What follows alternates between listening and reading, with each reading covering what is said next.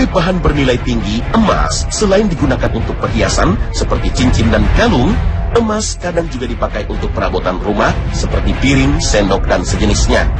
Tentu hal ini digunakan untuk menambah gengsi dan prestis dan menunjukkan barang-barang yang biasa digunakan sehari-hari seperti jam tangan, pulpen, bahkan handphone. Dalam dunia medis, emas terkadang digunakan sebagai penambal gigi yang berlubang. Bahkan ada jenis gigi palsu yang dilapisi dengan emas. Emas tidak bisa memberikan reaksi dengan jenis logam dan senyawa lain sehingga emas sangat awet. Emas juga biasa digunakan dalam bentuk medali atau piala sebagai bentuk penghargaan bagi pemenang. Emas menunjukkan dedikasi dan derajat yang paling tinggi sehingga sangat sesuai untuk posisi juara dalam berbagai ajang penghargaan. Selain itu, pesawat ruang angkasa ternyata juga menggunakan bahan emas sebagai bahan lapisan untuk kendaraan. Emas memiliki sifat yang sangat baik dan tahan terhadap panas matahari. Bahkan sekarang, emas juga dapat dipakai sebagai bahan lapisan untuk pelindung kepala bagi astronot. Meskipun emas dipakai dalam kadar yang kecil, tapi peran emas sangat besar untuk melindungi awak pesawat ruang angkasa dari panas.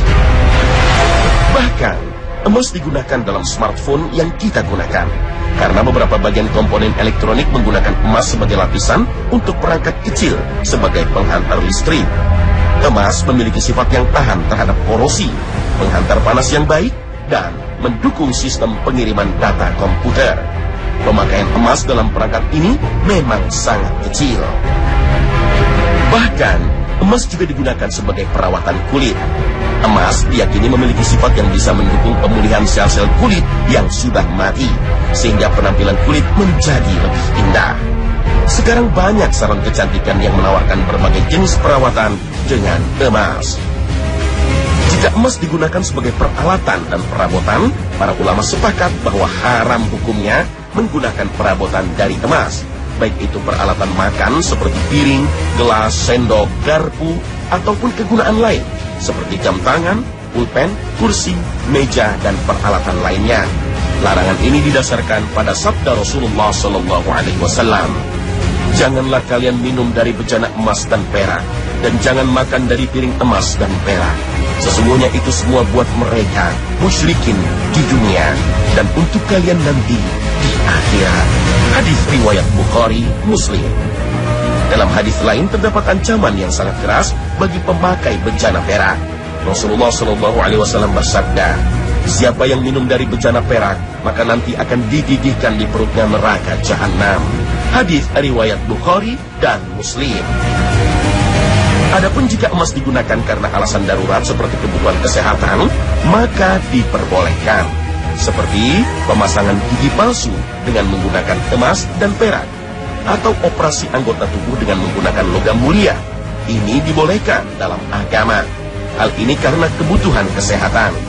Operasi semacam ini dengan menggunakan bahan atau logam sudah dikenal di masa Nabi SAW, sebagaimana diriwayatkan Imam Abu Daud, Tirmizi, dan Nasai yang mengisahkan bahwa Arfajah bin As'ad pernah terpotong hidungnya pada perang Khulaf.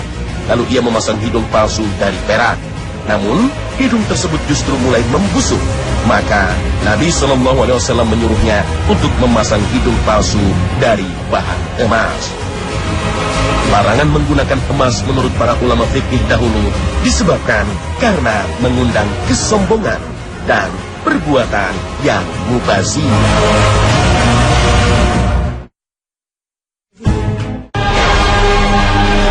Sebagai barang bernilai sepanjang masa, emas termasuk yang diwajibkan untuk dikeluarkan zakatnya jika telah berjumlah 20 dinar atau sekitar 85 gram dan telah melewati masa haul atau 1 tahun. Jumlah yang wajib dikeluarkan zakatnya 2,5%. Hal ini berdasarkan sabda Rasulullah SAW.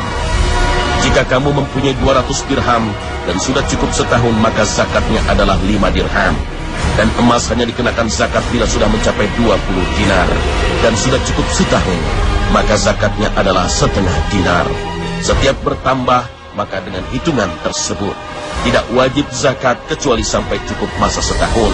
Hadis riwayat Abu Daud. Emas yang wajib dizakati adalah emas yang biasanya digunakan sebagai penyimpan kekayaan. Adapun jika emas hanya sebagai perhiasan yang biasa digunakan para wanita, maka para ulama berbeda pendapat. Mayoritas ulama berpandangan bahwa emas jenis ini tidak wajib dikeluarkan zakatnya. Akan tetapi, jika emas perhiasan itu juga digunakan untuk penyimpan kekayaan atau untuk investasi, maka berlaku hukum zakat. Sedangkan beberapa ulama seperti Sa'id bin Musayyab, Sufyan Tsauri, dan beberapa lainnya berpendapat emas perhiasan, apapun pemanfaatannya, tetap wajib dikeluarkan zakatnya jika telah mencapai nisab atau batas minimal dan telah melewati 1 tahun. Hal ini didasarkan pada pernyataan umum firman Allah Subhanahu wa Ta'ala. Dan orang-orang yang menyimpan emas dan perak dan tidak menafkahkannya pada jalan Allah, maka beritahukanlah kepada mereka bahwa mereka akan mendapat siksa yang pedih. Al-Quran Surah At-Taubah ayat 34. Kewajiban zakat emas perhiasan juga berdasarkan hadis Rasulullah SAW yang diriwayatkan Ahlu Sunan, bahwa pernah datang seorang wanita bersama putrinya menemui Rasulullah SAW. Putrinya mengenakan 2 gelang emas yang tebal atau berat pada tangannya. Melihat hal itu, Rasulullah SAW bertanya kepada si ibu, "Apakah engkau telah mengeluarkan zakat 2 gelang ini?" Si wanita menjawab, "Belum." Rasul kembali mengatakan, "Apakah menyenangkanmu bila pada hari kiamat nanti Allah memakaikanmu 2 gelang dari api?" Si wanita itu lalu melepaskan 2 gelang tersebut dari tangan putrinya, kemudian menyerahkannya kepada Nabi SAW seraya berkata, "2 gelang ini untuk Allah Azza wa Jalla dan Rasulnya." Hadis riwayat Abu Daud. Sebagai jalan tengah dari 2 pendapat tersebut, sebagian ulama saat ini menyarankan agar emas perhiasan dikeluarkan zakatnya sebagai prinsip kehati-hatian.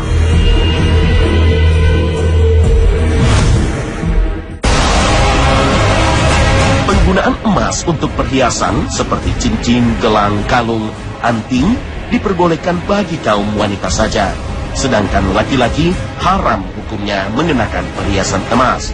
Sebagaimana sabda Rasul SAW, "Sesungguhnya Nabi SAW melarang memakai cincin emas." Hadis riwayat Bukhari. Nabi SAW pernah melihat seorang lelaki memakai cincin emas, lalu beliau melepaskan cincin itu dan membuangnya seraya bersabda, "Salah seorang dari kalian sengaja mengambil bara api neraka dan meletakkannya di tangannya." Setelah itu Rasulullah pun pergi. Para sahabat berkata kepada lelaki itu, "Ambillah cincinmu itu dan manfaatkanlah." Lelaki itu menjawab, "Tidak, demi Allah, aku tidak akan mengambilnya setelah Rasulullah membuangnya." Hadis riwayat Muslim. Sedangkan pengkhususan perhiasan emas untuk wanita bisa kita dapatkan dalam riwayat Ali, bahwa Rasulullah pernah bersabda, "Diharamkan memakai sutra dan emas bagi kalangan laki-laki umatku, dan dibolehkan bagi kalangan wanitanya." Hadis riwayat Abu Daud, Tirmizi, An-Nasa'i, dan Ibnu Majah. Larangan bagi kaum laki-laki mengenakan emas sesuai dengan yang dikenal pada waktu itu, yaitu emas kuning. Lalu bagaimana dengan emas putih? Apakah termasuk dari emas yang dilarang digunakan bagi kaum laki-laki? Menentukan hukum emas putih tentu harus dilihat dulu hakikat dari emas putih ini. Jika yang dimaksud emas putih ini adalah emas yang dicampur dengan unsur-unsur logam putih seperti nikel, palladium, sehingga merubah warna aslinya dari kuning menjadi putih, maka hukum mengenakan emas putih bagi laki-laki tetaplah haram, sama saja dengan emas kuning. Jadi, emas warna apapun, baik putih, merah, atau yang lainnya, selama ia hanyalah sepuhan yang dilakukan pada emas kuning, maka hukumnya haram bagi laki-laki untuk mengenakannya. Akan tetapi, jika emas putih yang dimaksudkan adalah platina, maka ia tidaklah termasuk dalam golongan emas. Dengan demikian diperbolehkan bagi kaum pria untuk mengenakannya. Platina termasuk bahan yang boleh dikenakan laki-laki. Penamaan emas putih berbahan platina tidaklah mengubah status hukumnya, karena hanya sebatas nama saja, bukan emas sebenarnya, sekalipun harganya mahal seperti emas. Bukan kehidupan manusia, emas maupun harta lainnya bagi seorang muslim merupakan sarana, bukan tujuan. Oleh karenanya, Jangan sampai emas menyilaukan kita dari tujuan kehidupan yang hakiki. Terima kasih atas perhatian Anda dan wassalamualaikum warahmatullahi wabarakatuh.